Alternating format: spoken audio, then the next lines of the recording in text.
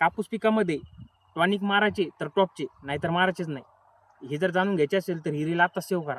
नमस्कार शेतकरी मित्रांनो, कापूस पीक हे सध्या 40 ते 45 दिवसाच्या रेंजमध्ये आलेले आहे. तर ह्यामध्ये आपल्याला कापूस पिकाची जर योग्यरित्या वाढ, त्याचबरोबर फुटवा आणि त्यामध्ये फुले आणि पाते जर चांगल्या प्रमाणात पाहिजे असेल तर सांगतो त्या 5 पैकी तुम्ही कोणतंही एक टॉनिक फवारू शकता. तर त्यामध्ये सर्वप्रथम आहे बायोविटा.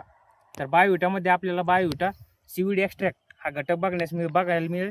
तर हे ऑर्गॅनिक आहे. तर अशा प्रकारे तुम्ही ते घेऊ शकता. त्यानंतर 2 नंबरला आहे टाटा बार.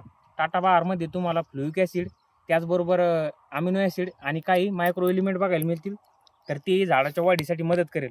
त्यानंतर आपल्याला 3 नंबरला घ्यायचे आहे इसाबियन. तर इसाबियनमध्ये आपल्याला हे कंटेंट बघायला मिळेल. आणि 4 नंबरला आहे ॲम्बिशन. तर ॲम्बिशनमध्ये तुम्हाला अमिनो ॲसिड, फ्लुइक ॲसिड आणि काही ऑर्गॅनिक मटेरियल आहे. तर हे 2-3 गोष्टी तुम्हाला बघायला मिळतील. तर अशा प्रकारे तुम्ही त्या चारीपैकी कोणतंही एक टॉनिक तुम्ही तुमच्या फवारणीसोबत घेऊन तुम्ही फवारू शकता.